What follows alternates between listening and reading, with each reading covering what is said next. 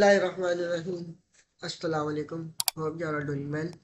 आज हम जो है चैप्टर नंबर 2 को डिस्कस करेंगे। ठीक है, चैप्टर 1 और जो है उसके एमसीक्यूज मैं आपको पढ़ा चुका हूँ। आज हम चैप्टर नंबर 2 के जो है चैप्टर नंबर 2 को डिस्कस करेंगे। उसमें जितने भी जो इम्पोर्टेंट टॉपिक्स हैं उन्हें हम डिस्कस करेंगे। ठीक है, तो अगर आप चैनल पर न्यू आए हैं काइंडली चैनल को लाजमी सब्सक्राइब करें और बेल आइकन प्रेस करें ताकि आने वाली लेटेस्ट वीडियो आपको मिल सके।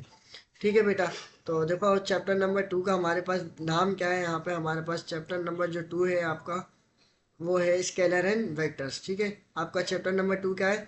Scalar and vectors. ये देखो, ये जो नोट्स है ना आपके, ये हैं डिटेल नोट्स। ठीक है, तो मैं आपको जो है यहाँ पे एग्जामिनेशन पॉइंट ऑफ व्यू यानी कि एमसीक्यूज के पॉइंट ऑफ व्यू से आपको पढ़ाऊंगा और सीधा सीधा जो कॉन्सेप्ट की बात होगी वो मैं आपको बताऊंगा। ठीक है, नोट्स बहुत डिटेल में लिखे हुए हैं तो ज़्यादा डिटेल में नहीं जाएंगे। ठीक है, जो बात बताने की होगी वो मैं आपको समझाऊंगा। चैप्टर तो है, तो वैसे डिटेल्स की बात करें अगर तो चैप्टर बहुत लेंदी लिखा हुआ है, लेकिन जो इंपॉर्टेंट टॉपिक हम डिस्कस करेंगे तो उस हिसाब से बहुत छोटा हो जाएगा। ठीक है, तो स्टार्ट करते हैं अपने चैप्टर को।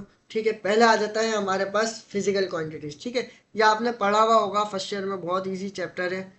इंशाल्लाह फिर मैं जो है रमज़ान आ रहे हैं तो उसमें मैं जो है मैथ की प्रिपरेशन भी स्टार्ट करवा दूंगा रमज़ान में। ठीक है, अच्छा जी, अब देखो हमारे पास क्या आ जाता है, फिजिकल क्वांटिटीज। ठीक है, पहला आ जाता है फिजिकल क्वांटिटी। हम पढ़ चुके हैं फिजिकल क्वांटिटी को, एक दफ़ा वापस रीड कर लेते हैं। क्या होता है फिजिकल क्वांटिटीज? देखो वो मतलब वो चीज़ जिसे हम मेजर कर सकें और उसका हम कोई प्रॉपर यूनिट देते हैं उसे हम बोलते हैं फिजिकल क्वांटिटीज। ठीक है, यहाँ पे वही बात लिखी हुई है कि those quantities which are measured by proper unit, represent by proper symbol, having proper dimension and material non material in nature। ठीक है, यहाँ पे उसने 4 पॉइंट उसने लिखे हुए हैं किसके? फिजिकल क्वांटिटी के। ठीक है, हमने पहले डिस्कस किया था फिजिकल क्वांटिटी, फिर फंडामेंटल क्वांटिटीज और ड्राइव क्वांटिटीज, सप्लीमेंट्री यूनिट्स। तो ये 3-4 चीज़ हमने डिस्कस की थी वहाँ पे पिछली वीडियो में, पिछले चैप्टर में। तो यहाँ पे भी उसने वही बात बोली है कि फिजिकल क्वांटिटी वो क्वांटिटी होती है जिस चीज़ को हम मेजर कर सकते हैं और उसका कोई प्रॉपर यूनिट होता है, तो उसे हम क्या बोलते हैं? Physical quantity. ठीक है, इसके बाद आता है हमारे पास टाइप ऑफ क्वांटिटीज। ठीक है, हमारे पास दो टाइप की क्वांटिटीज होती है, एक होती है अनडायरेक्शनल और एक होती है डायरेक्शनल। ठीक है, वैसे हमने वहां पे तो पढ़ा था फंडामेंटल और ड्राइव। ठीक है, वहां पे हमने फंडामेंटल क्वांटिटीज और ड्राइव क्वांटिटीज पढ़ी थी, लेकिन यहाँ पे बात हो रही है डायरेक्शन और अनडायरेक्शन की। ठीक है, तो यहाँ पे हमारे पास क्या होगी? अनडायरेक्शनल क्वांटिटीज और डायरेक्शनल क्वांटिटीज। ठीक है, यहाँ पे बात चेंज हो रही है। तो यहाँ पे अनडायरेक्शनल क्वांटिटी को हम क्या बोलेंगे? Scalar quantity. और डायरेक्शनल क्वांटिटी को हम क्या बोलेंगे बेटा? Vector quantity. तो स्केलर क्वांटिटी क्या होती है? देखो बहुत इजी कॉन्सेप्ट है स्केलर और वेक्टर का, सब बच्चे बच्चे को पता है। देखो स्केलर क्वांटिटी क्या होती है? जिसमें हमारे पास जस्ट मैग्नीट्यूड होता है। ठीक है, और वेक्टर क्वांटिटी क्या होती है? जिसमें हमारे पास प्लस डायरेक्शन भी हो जाए, तो वो हमारे पास क्या कहलाती है? Scalar, sorry vector. और जिसमें हमारे पास जस्ट मैग्नीट्यूड हो तो वो हमारे पास क्या कहलाती है बेटा? Scalar quantity. ठीक है, तो यहाँ पे उसने यही सारी बात लिखी हुई है कि वही इतना लंबा एक्सप्लेन किया हुआ इस डेफिनेशन में। सीधी सीधी ये बात, क्या ऐसी क्वांटिटी जिसके अंदर जस्ट मैग्नीट्यूड है उसे हम क्या बोलते हैं?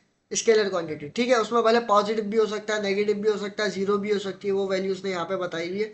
उसका मतलब जो यूनिट होगा, जो आंसर आएगा वो पॉजिटिव में भी आ सकता है, नेगेटिव में भी आ सकता है, या जीरो भी आ सकता है, तो उसे हम स्केलर क्वांटिटी बोलते हैं। ठीक है, वही बात आगे इसका मैग्नीट्यूड होता है। ठीक है, तो हर चीज़ एग्जाम्पल के तौर पर, हाँ एग्जाम्पल में क्या क्या आ जाएगा वहाँ पर? लेंथ आ जाएगी, हाइट आ जाएगी, डिस्टेंस आ जाएगा। ठीक है, तो ये सब क्या होते हैं हमारे पास? स्केलर क्वांटिटी होते हैं, और इनके प्रॉपर यूनिट भी होंगे। जैसे लेंथ का मीटर है, हाइट का भी मीटर है, और जो हमारे पास डिस्टेंस का है वो भी क्या है? मीटर ही है। ठीक है, तीनों का जो है यूनिट सेम ही है, बट और इनकी डायमेंशन भी क्या होगी? साथ साथ सेम ही है, तो हमारे पास क्या है? स्केलर क्वांटिटी कहलाते हैं। ठीक है, अच्छा जी, इक्वल स्केलर क्या होता है?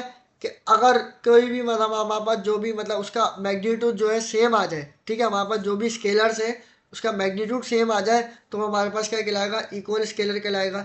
बहुत इजी है, एग्जाम्पल के तौर पर उसमें जैसे दिया है, वर्क का जो आंसर आया 5 जूल आया, एनर्जी का भी आंसर क्या आया? 5 जूल आया। तो ये हमारे पास क्या कहलाएंगी? और जो हमारे पास ये क्या कहलाएगा? यहाँ पे इक्वल स्केलर कहलाएगा।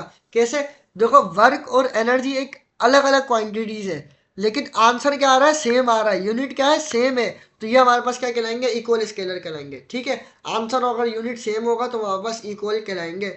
इक्वल स्केलर भी होता है, इक्वल वेक्टर भी होता है, वेक्टर को भी हम पढ़ेंगे। अच्छा जी, आगे चलते हैं, वेक्टर को हम डिस्कस करते हैं। ठीक है, वेक्टर क्या होता है?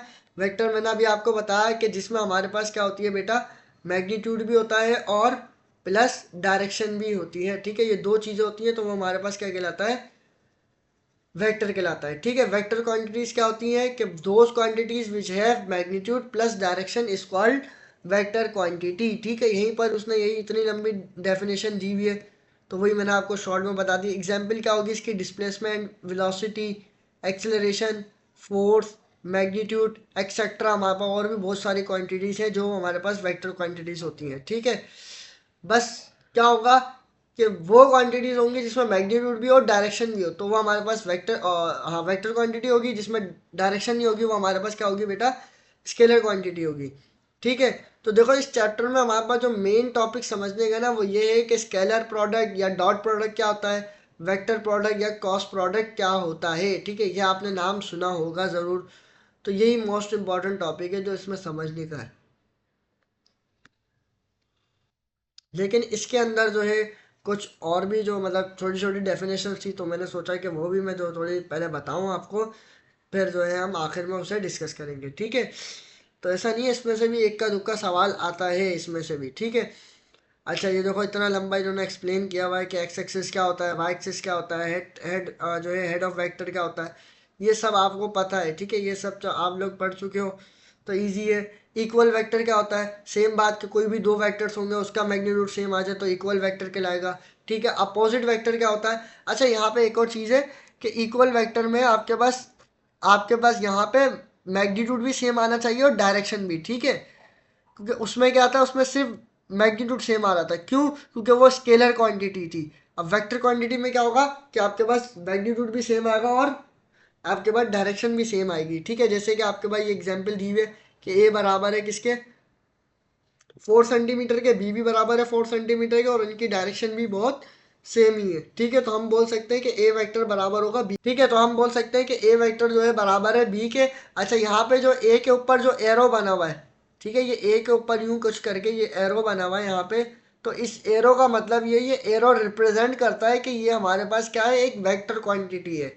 ठीक है, तो एरो इस वजह से लगा हुआ है कि अगर एमसीक्यूज में कोई आपको एमसीक्यूज में कोई न्यूमेरिकल दे और न्यूमेरिकल में आपके पास जो सवाल है वो वेक्टर का हो, ठीक है, वेक्टर क्वांटिटी से कुछ दे दे सवाल, और आप जब उसकी सिंप्लीफिकेशन करो और उसके बाद आंसर में दो ऑप्शन गिवन हो, ठीक है, जिसमें ए वेक्टर हो और खाली ए हो, तो आपने चेक करना है कि आप वेक्टर क्वांटिटी के क्वेश्चन को सॉल्व कर रहे हो या स्केलर को सॉल्व कर रहे हो। अगर स्केलर को सॉल्व कर रहे हो तो ए के ऊपर ए के ऊपर ये एरो लगेगा। ठीक है, अगर स्केलर को कर रहे हो तो ए के ऊपर एरो नहीं लगेगा।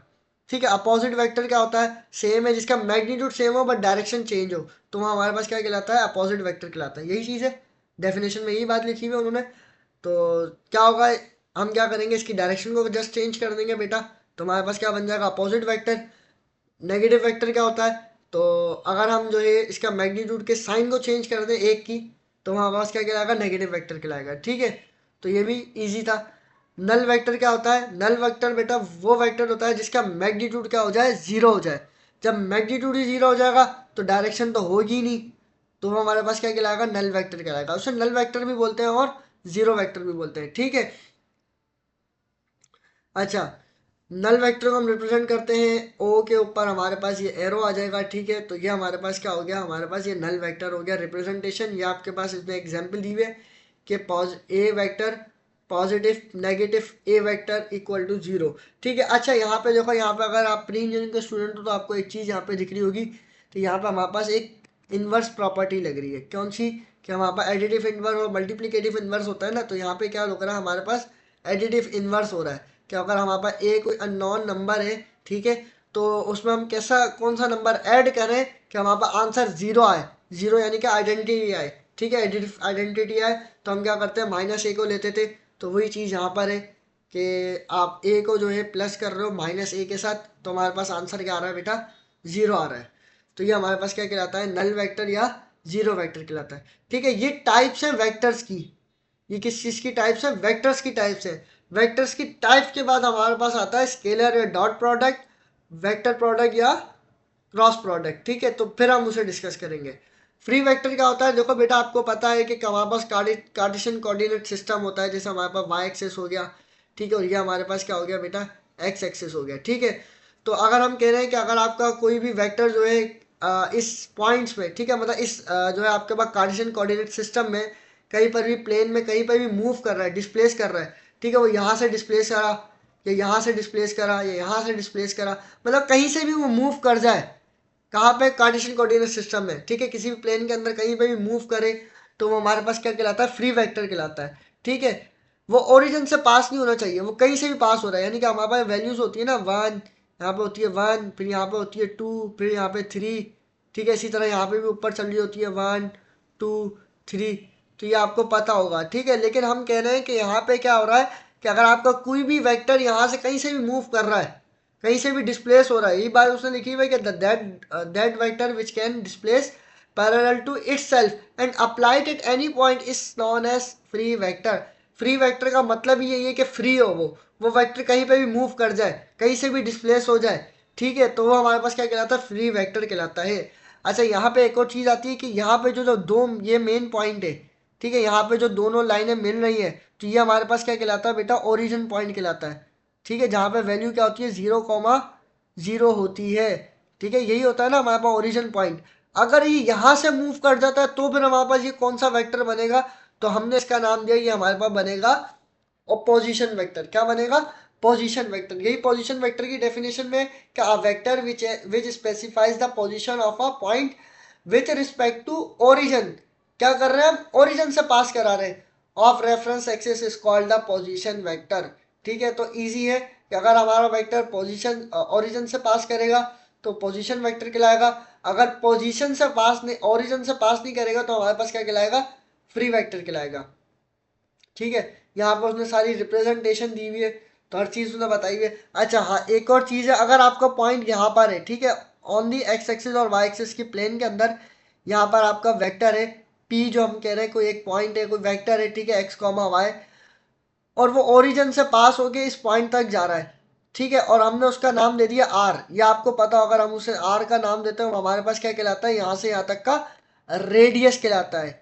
क्या होता है, रेडियस होता है। और रेडियस, तो हम रेडियस है ना, तो ओरिजिन से लेके यहाँ तक का डिस्टेंस हमें मालूम करना है, उस डिस्टेंस को हम क्या बोलते हैं, मैग्नीट्यूड बोलते हैं, ठीक है। क्या बोलते हैं, मैग्नीट्यूड भी बोलते हैं, मॉड भी बोलते हैं, या जो है सॉरी मॉडुलस भी बोलते हैं, या एब्सोल्यूट वैल्यू भी बोलते हैं, ये आपको पता होगा, ठीक है। तो हम, ये आपको पता है कि हमारे पास ये फार्मूला लिखा है, ठीक है, मैं उसी को बता रहा हूँ ये फार्मूले को, कि आपके पास ये जो दो लाइनें हैं, ये दो लाइनें क्या कहलाती है, मॉड कहलाती हैं। हम मॉड किसका ले रहे हैं, आर का। आर क्या है, यहाँ पे रेडियस है, कहाँ से, ओरिजिन से लेके पी पॉइंट तक का। और ये हमने अगर एरो लगा दिए तो हमारे पास क्या बनेगा, यहाँ पे आर जो है, यहाँ पे हमारे पास वेक्टर है, ठीक है, रेडियस वेक्टर है हमारे पास, ठीक है स्टूडेंट। तो इसका फार्मूला हमारे पास क्या बनेगा बेटा, हमारे पास बनेगा कि रेडिकल एक्स स्क्वायर प्लस का वाई स्क्वायर, ठीक है। तो इजी है, आपको कोई जो है प्रॉब्लम दे सकता है, एग्जाम्पल दे सकता है, न्यूमेरिकल देगा आपको, वो बोलेगा कि ये जो आपके पास ये जो सवाल है, इसका मैग्नीट्यूड निकाल के दिखाओ, ठीक है। क्या बोलेगा, मैग्नीट्यूड निकालो। एग्जाम्पल के तौर पर हम सवाल ले लेते हैं, ठीक है। ये हमारे पास एग्जाम्पल के तौर पर जो है एक सवाल आ गया। सवाल क्या है हमारे पास बेटा, हमारे पास सवाल है कि थ्री थ्री आई प्लस का 4j, ठीक है, 3i प्लस का 4j, इसका आप जो है मैग्नीट्यूड निकाल के दो मेरे को। क्या बोलेगा, मैग्नीट्यूड निकाल के दो। तो क्या होगा, 3 यहाँ पे क्या होगा हमारे पास x होगा, और 4 हमारे पास यहाँ पे क्या होगा, y होगा, और i और j हमारे पास क्या है, कोई भी दो वेक्टर्स हैं, ठीक है। तो और जो इनके साथ जो कॉफिशेंट होगा वो हमारे पास क्या कहलाएगा, x y और z की वैल्यू कहलाएगी, ठीक है। तो हमारे पास क्या है यहाँ पे, तो आप क्या करोगे, एक्स की जगह पे 3 पुट करोगे, 4 की जगह पे y पुट करोगे, फिर इनका स्क्वायर निकाल के सम निकाल दोगे, सम निकालने का इसका अंडर रूट निकाल लोगे, तो ये हमारे पास क्या निकल जाएगा बेटा, रेडियस निकल जाएगा। अगर एक और पॉइंट हो, ठीक है, जेड को, जेड आपके पास जेड प्लेन भी आ जाए, तो हमारे पास फार्मूला क्या बन जाएगा, रेडिकल एक्स स्क्वायर प्लस का वाई स्क्वायर प्लस का जेड स्क्वायर, तो ये हमारे पास फार्मूला बन जाएगा। तो इजी है, ठीक है, ये फार्मूला आपने याद रखना है मैग्नीट्यूड का। अगर 3 डायमेंशन बात हो रही हो, 2 डायमेंशन में ये फार्मूला है, ये आपने सब कुछ यहाँ पे लिखा हुआ है, इजी है। अच्छा, रिजल्टेंट वेक्टर क्या होता है, ठीक है। देखो रिजल्टेंट वेक्टर क्या होगा कि आपके एक वेक्टर नहीं होगा, कोई दो तीन वेक्टर होंगे, ठीक है, दो होंगे या तीन चार होंगे, दो से ज़्यादा वेक्टर्स होंगे, ठीक है, दो होंगे या दो से ज़्यादा वेक्टर्स होंगे, और उनका सम कर दो, तो वो हमारे पास क्या कहलाता है, रिजल्टेंट वेक्टर कहलाता है। तो रिजल्टेंट वेक्टर क्या होता है, हमारे पास टू और मोर वेक्टर्स का सम कर दो तो हमारे पास क्या कहलाता है, रिजल्टेंट वेक्टर कहलाता है। तो इजी है। तो आपको जैसे हमें पता है कि इक्विलिब्रियम क्या होता है, इक्विलिब्रियम में भी हम यही करते हैं ना कि सम ऑफ ऑल फोर्सेस का जो है, जितनी फोर्सेस लग रही होती है पॉइंट के ऊपर, ठीक है, जितनी भी फोर्सेस लग रही होती है हम उसका क्या कर देते हैं बेटा, सम कर देते हैं। तो हमारे पास क्या कहलाता है, इक्विलिब्रियम।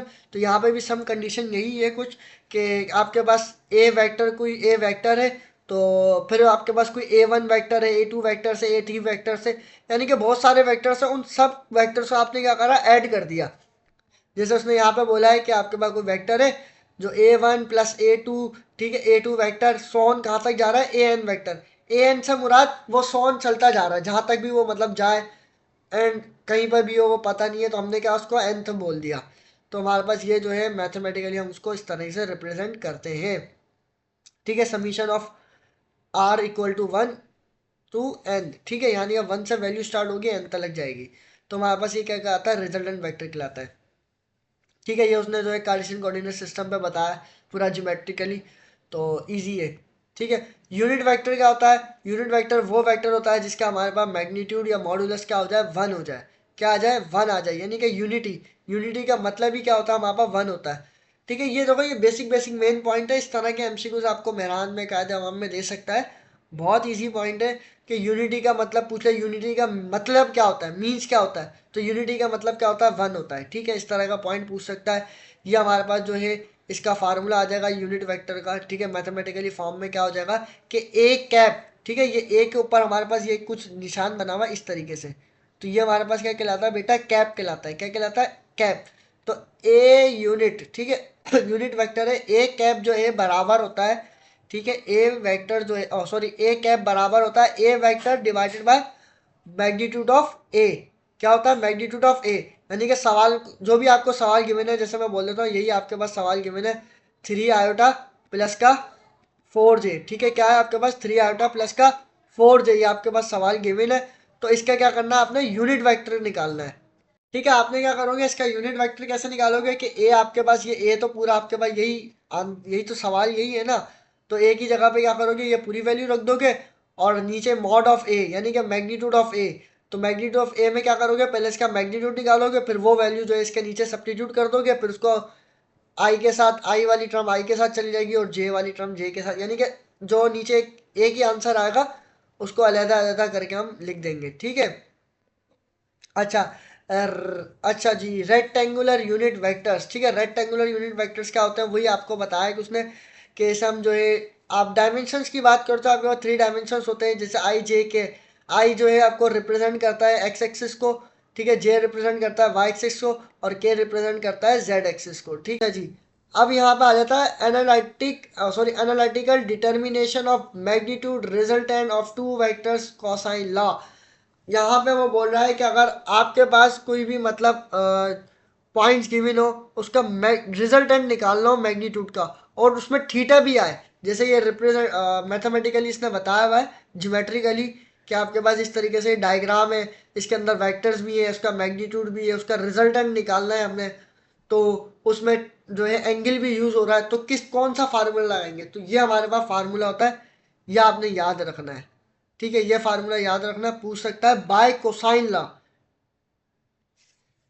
किस पे ये फार्मूला, बाय कोसाइन लॉ, यानी कि ए बराबर होगा रेडिकल बी स्क्वायर प्लस सी स्क्वायर माइनस का 2bc, ठीक है, कॉस अल्फा। ठीक है, यही फार्मूला जो है नीचे बी पे आ जाएगा। ठीक है, तो जो असल जो फार्मूला होता है, इसका मॉड हटा दो, तो मॉड हटा के हमारे पास क्या बनेगा, यहाँ पे ए बराबर होगा बी स्क्वायर प्लस सी स्क्वायर माइनस का 2bc कॉस अल्फा। ठीक है, अल्फा डिनोट कर दो या थीटा डिनोट कर दो, तो वो बात सेम ही है। ठीक है, तो इस तरीके से होता है, सिर्फ ये फार्मूला आपने याद रखना है। अगर साइन लॉ पे बात करेंगे तो साइन पे ये वाला फार्मूला बनेगा कि A vector divided by sine alpha बराबर होगा B vector divided by sine beta, और जो है बराबर होगा C vector divided by sine gamma. ठीक है, तो ये दो फार्मूले, ये दोनों फार्मूले भी आपने याद रखने हैं। ठीक है, भले इनका स्क्रीनशॉट ले लो। कम्यूटेटिव प्रॉपर्टी, आपको पता है कम्यूटेटिव प्रॉपर्टी क्या होता है कि ए प्लस बी जो है बराबर होता है बी प्लस ए के, यानी कि अगर आप ए वेक्टर और बी वेक्टर का सम करो तो बराबर आ जाएगा बी वेक्टर प्लस का ए वेक्टर। ठीक है, ये दोनों जो है मतलब साइड जो है बराबर आएंगी, तो ये हमारे पास क्या कहलाती है बेटा, कम्यूटेटिव प्रॉपर्टी। एसोसिएटिव भी आपको पता होगी, ये हमारे पास एसोसिएटिव प्रॉपर्टी होती है। ठीक है, मैं ज़्यादा डीपली नहीं जा रहा, आप लोगों को पता होगा ये चीज़। ठीक है, मैं सिर्फ आपको रिवीजन एक तरीके से समझ लो, रिवीजन करा रहा हूँ। ठीक है, एमसीक्यू जब पढ़ेंगे तो उसमें मैं डीपली आपको बताऊंगा। अच्छा जी, अब आ जाता है हमारा मेन टॉपिक, जो कि क्या है हमारा स्केलर प्रोडक्ट। ठीक है, देखो क्या होता है हमारे पास बेटा, स्केलर प्रोडक्ट क्या होता है। स्केलर प्रोडक्ट, या इसे हम दूसरा नाम भी देते हैं, दूसरा नाम हम क्या बोलते हैं, डॉट प्रोडक्ट। ठीक है, इसका दूसरा नाम क्या होता है बेटा, डॉट प्रोडक्ट। ठीक है, डॉट प्रोडक्ट। तो देखो हमारे पास दो मल्टीप्लिकेशन की दो साइन होती है, कौन कौन सी, एक को हम डॉट से डिनोट करते हैं, दूसरे को हम किससे डिनोट करते हैं, इस तरह मल्टीप्लाई से। ठीक है, तो आपकी जो है, अब इसके ऊपर भी हमारे पास कुछ जो प्रोडक्ट्स आ जाते हैं। ठीक है, स्केलर प्रोडक्ट, डॉट प्रोडक्ट को हम स्केलर प्रोडक्ट भी बोलते हैं। ठीक है, वो क्या बोलता है स्केलर प्रोडक्ट में बेटा, वो कहता है कि if the product of two vectors is a scalar quantity then such product is called scalar product. देखो क्या है आपके पास, कोई भी दो वेक्टर्स है, क्या है, दो वेक्टर्स है, स्केलर नहीं, दो वेक्टर्स है। कोई भी दो वेक्टर्स अगर प्रोडक्ट में हो, ठीक है, तो वो हमारे पास मिलके क्या बनाते हैं बेटा, स्केलर प्रोडक्ट बनाते हैं। यानी कि दो वेक्टर जब मल्टीप्लाई करेंगे तो तीसरा वेक्टर आएगा ना, वो हमारे पास क्या होगा, स्केलर, जो है स्केलर क्वांटिटी होगी। कोई भी दो वेक्टर्स ले लो या दो वेक्टर क्वांटिटीज ले लो, ठीक है, मतलब दोनों का सेम ही है। कोई भी दो वेक्टर्स क्वांटिटी, दो वेक्टर क्वांटिटीज मल्टीप्लाई करेंगी, जो तीसरी जो आंसर बनेगी ना, तो वो हमारे पास क्या बनेगी, स्केलर क्वांटिटी बनेगी। लाइक सपोज जैसे उसने क्या बोला यहाँ पे, हमारे पास वही चीज़ उसने यहाँ पे पहले बताई हुई है कि हमारे पास स्केलर प्रोडक्ट को जो है उसको हम डॉट प्रोडक्ट भी बोलते हैं। ठीक है, उसका सिंबल हमारे पास क्या होता है, ये होता है। ठीक है, ये चीज़। अच्छा अब देखो क्या है, हम क्या कर रहे हैं, ए वेक्टर डॉट बी वेक्टर ले रहे हैं। जब उसका सम करेंगे तो वो किसके बराबर आएगा, हमारे पास एक तीसरा वेक्टर बनेगा। ठीक है, तो अब यहाँ पे मैथमेटिकली उसने जो एक्सप्लेन किया है वो ये किया है बेटा, कि हमारे पास ए वेक्टर है डॉट बी वेक्टर है। अगर मैं यहाँ से डॉट की साइन को रिमूव करूंगा तो हमारे पास क्या आ जाएगा बेटा, कॉस थीटा आ जाएगा। क्या आ जाता है, कॉस थीटा। तो यानी कि A vector dot B vector जो है बराबर होगा ए बी कॉस थीटा के। ठीक है, तो इसका मॉड ले लो तो कॉस थीटा बात एक ही है। ठीक है, मॉड लेना चाहो तो ले लो, इस तरीके से आप लिखना चाहो तो लिख सकते हो। तो इसको किस तरीके से लिखोगे, इस तरीके से लिखोगे। ठीक है, यहाँ पे क्या होगा कि आपका जो स्केलर प्रोडक्ट है ना, ये आपकी कम्यूटेटिव प्रॉपर्टी को भी होल्ड कर रहा है, कौन सी, कि A vector dot B vector बराबर है B vector dot A vector के। ठीक है, तो इस तरीके से भी आप जो है ये प्रूफ कर सकते हो। तो एग्जाम्पल में उसने क्या दिया है, जैसे हमारे पास पावर है, पावर में क्या है हमारे पास, पावर का फार्मूला क्या होता है, एफ डॉट वी। लेकिन पावर का फार्मूला दूसरा भी होता है, वर्क डिवाइडेड बाय टाइम। लेकिन इसका दूसरा फार्मूला भी हमारे पास क्या है, एफ डॉट वी, यानी कि फोर्स इंटू वेलोसिटी। तो फोर्स हमारे पास एक वेक्टर क्वांटिटी है, और आपके पास वेलोसिटी भी एक वेक्टर क्वांटिटी। जब ये दो वेक्टर क्वांटिटीज आपस में क्या कर रही है, मल्टीप्लाई कर रही है, तो हमारे पास तीसरी जो क्वांटिटी बन रही है वो क्या बन रही है, पावर। जो कि पावर हमारे पास क्या है, कि स्केलर क्वांटिटी है। तो उसे हम क्या बोलते हैं, यहाँ पे क्या बोलेंगे कि हमारे पास डॉट प्रोडक्ट होल्ड हो रहा है। ठीक है, यहाँ पे डॉट प्रोडक्ट बन रहा है। हमने जैसे डॉट की साइन को हटाया तो हमारे पास क्या आ जाएगा, कॉस थीटा आ जाएगा। ठीक है, तो ये भी हमारे पास इलेक्ट्रिक फ्लक्स, वर्क, वर्क सबसे जो है इसकी मोस्ट इंपॉर्टेंट जो एग्जाम्पल है ना, वो वर्क है। ठीक है, जैसे दो वेक्टर्स हैं हमारे पास, दो वेक्टर मल्टीप्लाई कर रहे हैं, तो तीसरा जो वेक्टर बन रहा है वो स्केलर वेक्टर बन रहा है। तो इसे हम क्या बोलेंगे, स्केलर प्रोडक्ट या डॉट प्रोडक्ट हम इसे बोलेंगे। ठीक है, फिर इसकी कुछ प्रॉपर्टीज आ जाती हैं। ठीक है, प्रॉपर्टीज क्या है, वो इजी है। ठीक है, अगर वो हमारे पास 90 डिग्री का एंगल बन रहा हो तो कॉस थीटा की जगह हम 90 पुट करेंगे। ठीक है, अगर हमारे पास जो है 180 का एंगल बन रहा हो, या हमारे पास -90 का एंगल बन रहा हो, ठीक है, तो इस तरीके से आपने जो है रखते जाना है थीटा की जगह पे वैल्यू, तो आंसर हमारे पास आता जाएगा। ठीक है, यहाँ पे वो चीज़ सब कुछ लिखी हुई है, जैसे ए डॉट बी मैंने आपको बताया था कि बराबर है बी डॉट ए के। तो उसकी जगह हमने क्या करा, पहले जीरो को पुट किया बी की जगह पे, यहाँ पे ए की जगह पे, तो आंसर क्या आया, जीरो ही आया। ठीक है, हमने ये चीज़ पढ़ी कि प्रूफ करेंगे कि A dot B, sorry, A vector dot B vector बराबर है ए बी कॉस थीटा के। ठीक है, अगर वो 90 डिग्री का एंगल बनाएगा तो हम क्या करेंगे, तो हमारे पास मतलब यहाँ पे वो बता रहा है कि इसकी वैल्यू कब मिनिमम होगी, कब जीरो होगी, कब मैक्सिमम होगी। ठीक है, तो तो ये इजी है। ठीक है, तो इस तरह के सवाल दे भी सकता है, नहीं भी दे सकता। तो ये चीज़ आपको पता होगा, सिर्फ थीटा की जगह वैल्यू को पुट करके आंसर निकालना है। हाँ, अगर आपके पास इस तरीके से दो वेक्टर्स हों कि ए डॉट ए हो, ठीक है, ये दो वेक्टर्स हो आपके पास, जैसे ये यहाँ पे ये लिखा हुआ है, तो वो हमारे पास क्या बनाएंगे, ए स्क्वायर बनाएंगे। क्या बनाएंगे बेटा, ए स्क्वायर। दो वेक्टर्स मल्टीप्लाई करके, तो अगर दो सेम वेक्टर्स हो तो ए स्क्वायर बनेगा, ठीक है। जैसे आई डॉट आई हो, तो हमारे पास ये भी वेक्टर्स ही है, लेकिन यहाँ पे अगर हम बात करेंगे तो I dot I, J dot के और के डॉट के हमारे पास किसके बराबर होगा, वन के से वन के बराबर है, क्योंकि इस तरीके से बराबर है। किस तरीके से, इस वाले फार्मूले के मुताबिक कॉस की जगह हम क्या करेंगे, 90 पुट करेंगे, 90 बराबर होता है वन के, ठीक है। तो ये इस तरीके से हमारे पास वन आ जाएगा। तो क्या होगा, ये याद रखना है कि I dot I, J dot J और के डॉट के बराबर होता है वन के।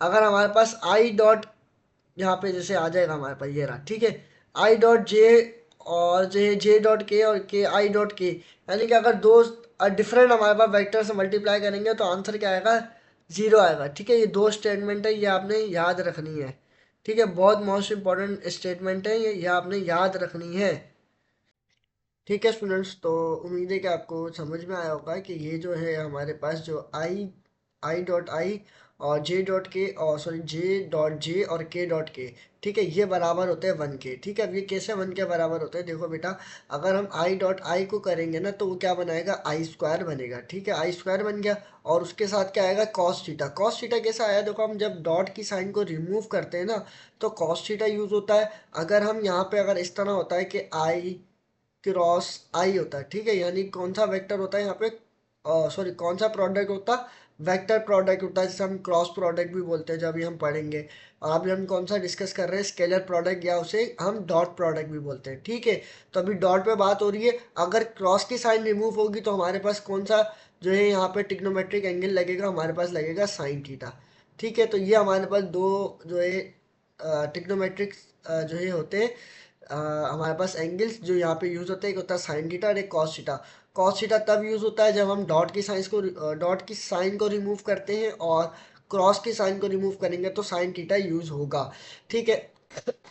अब यहाँ पे देखो क्या है कि यहाँ पे जो है आपका जो एंगल यानी थीटा जो बनेगा आपका बनेगा 0 डिग्री का। क्यों, क्योंकि ये पैरेलल में होगा, और आई जे के आपके यहाँ पर क्या है, यूनिट वेक्टर्स है। क्या है यहाँ पे बेटा, यूनिट वेक्टर्स है। तो जीरो पुट कर दो तो कॉस जीरो बराबर होता है वन के, तो वन मल्टीप्लाई बाय वन बराबर हो गया वन ही, ठीक है। तो आई I dot I, J dot J और के डॉट के बराबर होते हैं ये तीनों किसके, वन के, ठीक है। तो ये आपने याद रखना है, ये सवाल पूछ सकता है पेपर में कि आई डॉट आई किसके बराबर है या आई क्रॉस आई किसके बराबर है, तो वो मैं अभी आपको बताऊंगा। अगर दो डिफरेंट जो है यूनिट वेक्टर्स हो आपके पास, जैसे आई डॉट जे और जे डॉट के और आई डॉट के, ठीक है, तो बराबर होगा जीरो के। क्यों, क्योंकि यहाँ पे फिर आपका जो एंगल बनेगा वो बनेगा थीटा, यानी कि 90 डिग्री का। तो यहाँ पे ये जो है आपके पास ये परपेंडिकुलर होगा, यहाँ पे जो आपका थीटा बन रहा होगा यहाँ परपेंडिकुलर ही बन रहा होगा 90 डिग्री का। ये ऐसे ही होता है, 90 डिग्री का बनता है यहाँ पे, ठीक है। तो 90 डिग्री आपका जो है यहाँ पे एंगल बनता है, तो इस हिसाब से यहाँ पे क्या हो जाएगा, कॉस 90 बराबर होता है जीरो के, तो zero one multiply by zero he answer आएगा। तो डिफरेंट वेक्टर्स के आंसर क्या होते हैं बेटा, जीरो होते हैं, ठीक है।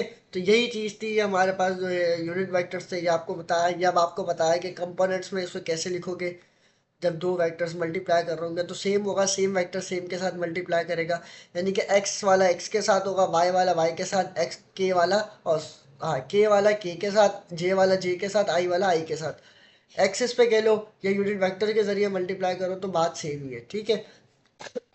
अच्छा, वही उन्होंने प्रॉपर्टीज बताई है, मैथ में भी आप लोगों ने पढ़ी होंगी बेटा, कम्यूटेटिव प्रॉपर्टी, डिस्ट्रीब्यूटिव प्रॉपर्टी, ठीक है। ये सब प्रॉपर्टीज हैं, आपको याद होंगी, एसोसिएटिव, कम्यूटेटिव और डिस्ट्रीब्यूटिव, ठीक है। तीन प्रॉपर्टीज होती है हमारे पास, तो बात सेम ही होती है, ठीक है। तो उम्मीद है कि आपको ये सब यहाँ तक समझ में आ गया होगा। ये सब जो है उन्होंने एक्सप्लेन किया हुआ इतना, जो मैंने आपको बता दी है, और इसमें से इतना सवाल नहीं आएगा। इस तरह बस आ सकता है जो मैंने आपको बताया कि आई डॉट आई किसके बराबर होता है, या जे डॉट जे किसके बराबर होता है, इस तरह का सवाल आ जाएगा, जैसे आई डॉट जे किसके बराबर है। अब आ जाता है हमारे पास वेक्टर प्रोडक्ट, ठीक है। मैंने आपको स्केलर प्रोडक्ट बता दिया, ठीक है, जिसे हम डॉट प्रोडक्ट भी बोलते हैं, ठीक है। तो अब आ जाता है वेक्टर प्रोडक्ट, जिसे हम क्रॉस प्रोडक्ट भी कहते हैं, ठीक है। इसका अनदर नाम क्या है बेटा, हमारे पास क्रॉस प्रोडक्ट। जो मैंने आपको बताया कि हमारे पास दो मल्टीप्लिकेशन की साइन होती है, कौन कौन सी, एक होती है हमारे पास जिसको हम डॉट से डिनोट करते हैं, ठीक है, इस तरह एक डॉट हो गया। और दूसरा होता है हमारे पास बेटा क्रॉस, ठीक है, क्या होता है, क्रॉस मल्टीप्लिकेशन। ठीक है, तो ये क्या है, हमारे पास क्रॉस प्रोडक्ट होगा। अब क्रॉस प्रोडक्ट क्या होता है कि हमारे पास कोई भी दो वेक्टर्स क्या करते हैं, जब मल्टीप्लाई करते हैं ना, तो जो तीसरा वेक्टर आता है वो भी वेक्टर ही क्वांटिटी से बिलोंग करेगा। ठीक है, अभी हमने स्केलर में क्या पढ़ा था कि कोई दो वेक्टर्स क्या कर रहे हैं, मल्टीप्लाई कर रहे हैं, जो तीसरा वेक्टर बन रहा है वो कौन सा बन रहा है बेटा, एक स्केलर वेक्टर बन रहा था। लेकिन यहाँ पे क्या है, अगर कोई दो वेक्टर्स मल्टीप्लाई होने के बाद एक वेक्टर ही हमारे पास जो बना रहे क्वांटिटी, एक अदर जो क्वांटिटी जो हमारे पास जनरेट हो रही है वो वेक्टर ही क्वांटिटी है तो उसे हम क्या बोलेंगे, वेक्टर प्रोडक्ट या क्रॉस प्रोडक्ट उसे हम बोलते हैं। अब एग्जाम्पल के तौर पे यहाँ पर उन्होंने देखो पूरी एक्सप्लेनेशन हमारे को दी हुई है। ठीक है, ये पूरी एक्सप्लेनेशन हमारे को दी हुई है। अब एग्जाम्पल के तौर पे आपके पास डिस्टेंस है, और सॉरी डिस्प्लेसमेंट है, आपके पास यहाँ पे एक्सेलरेशन है, वेलोसिटी है, ये सब क्या आ जाएंगी इसकी एग्जाम्पल्स में आ जाएंगी, किसकी, वेक्टर प्रोडक्ट की। ठीक है, क्योंकि ये सब क्या है हमारे पास एक वेक्टर क्वांटिटी। जैसे मोमेंटम है, मोमेंटम कैसे, आपका मास इंटू वेलोसिटी। ठीक है, मास और वेलोसिटी जब मिलके हमारे पास क्या बनाते हैं बेटा दोनों क्वांटिटीज है ना। ठीक है, तो हमारे पास मिलके क्या बनाएंगी, एक मोमेंटम बनाएंगे, और मोमेंटम क्या होती है हमारे पास एक वेक्टर क्वांटिटी होती है। ठीक है, तो ये उसकी एक एग्जांपल हो गई। इस तरह मतलब वो सारी क्वांटिटीज जो भी मतलब वेक्टर क्वांटिटीज होंगी वो इसकी एग्जांपल्स में होंगी। ठीक है, अब यहाँ पे देखो उसने वही बात बताई हुई है, देखो vector product is also called cross product, जो कि मैंने अभी आपको बताया कि उसे हम क्रॉस प्रोडक्ट भी कहते हैं। उसको किस तरह से डिनोट करते हैं, यूँ मल्टीप्लीकेशन की साइन में। ठीक है, अच्छा it is because of the अच्छा notation that vector product is also known as cross product. ठीक है, हम उसे क्रॉस प्रोडक्ट भी कहते हैं। अब ये एक्सप्लेनेशन कर रहा है। अच्छा अब देखो हमने क्या चीज़ पढ़ी थी बेटा, कि हमने पढ़ा था कि ए डॉट बी जो है, वहाँ पे हमने ऊपर स्केलर प्रोडक्ट में हमने क्या पढ़ा था कि ए डॉट बी किसके बराबर था बेटा, हमारे पास ए बी कॉस थीटा के। ठीक है, इस तरह ही था ना हमारे पास ऊपर ए बी कॉस थीटा, यहाँ पे क्या हो रहा था हमारे पास बेटा, कॉस थीटा यूज हो रहा था। क्यों हो रहा था, क्योंकि वो डॉट प्रोडक्ट था। ठीक है, अब यहाँ पे क्या होगा कि जैसे मैंने आपको कहा था ए क्रॉस बी बराबर है किसके, अब यहाँ पे सी, यहाँ पे क्या है, सी भी हमारे पास कोई तीसरा वेक्टर है। ठीक है, सी यहाँ पे मैग्नीट्यूड को डिफाइन कर रहा है या कोई दूसरा वेक्टर से इस तरह बता रहा है वो आपको। ठीक है, तो अब यहाँ पे क्या है कि हमारे पास ए क्रॉस बी बराबर होगा ए बी साइन थीटा के। ठीक है, क्या होगा, A B sine theta. Theta क्या है, यहाँ पे थीटा जो है एंगल है जो भी ए और बी वेक्टर्स के दरमियान, जैसे हमारे पास ये उन्होंने डायग्राम भी बताई हुई है आपको। ठीक है, ये सिंपल है। तो बस ये मेन फार्मूला है, बस आपने ये एक ये फार्मूला याद रखना है और वो वाला फार्मूला याद रखना है कि किसके बराबर होता है। सी यहाँ पे क्या है, सी आपका यहाँ पे मैग्नीट्यूड है। और तो राइट हैंड रूल और लेफ्ट हैंड रूल आपको मालूम होगा कि किस तरीके से हम वेक्टर्स को निकालते हैं। ठीक है, ये आपको बताया हुआ है कि परपेंडिकुलर में क्या होगा, यहाँ पे क्या होगा, यहाँ पे वैल्यू ही जीरो हो जाएंगी। तो यहाँ पे अगर जीरो पुट करोगे, साइन जीरो बराबर होता है जीरो के, तो यानी कि सी बराबर हो जाएगा जीरो के। ठीक है, तो ये इतना इंपॉर्टेंट नहीं है। तो यहाँ पे बस एक और यहाँ पे चीज़ इंपॉर्टेंट है, बस वो आप जाने तो क्या आई क्रॉस आई किसके बराबर होता है। ठीक है, ये मेन इंपॉर्टेंट सवाल है। तो बेटा देखो आई क्रॉस आई जो है, sorry I cross I, I cross I जो है बराबर होता है जीरो के। क्यों, क्योंकि मैंने आपको क्या बोला, थीटा की जगह जीरो पुट करोगे तो साइन जीरो जीरो के बराबर होता है, जीरो जो है मल्टीप्लाई करेगा ए बी को, तो आंसर टोटली हमारे पास बेटा कितना आ जाएगा, जीरो आ जाएगा। ठीक है, उम्मीद है कि आपको समझ में आ रहा होगा। मैं मतलब ये समझाना चाह रहा हूँ कि हम एंगल पे बात कर रहे हैं। ठीक है, थीटा की बात कर रहे हैं कि थीटा अगर पैरेलल होगा तो 0 डिग्री बनता है, अगर थीटा परपेंडिकुलर होता है तो 90 डिग्री का एंगल बनाता है, अगर एक स्ट्रेट लाइन पर होता है तो वहाँ पर 180 का एंगल बनता है। तो बस वो वैल्यूज आपने क्या करनी है, इसके अंदर पुट करते जानी है।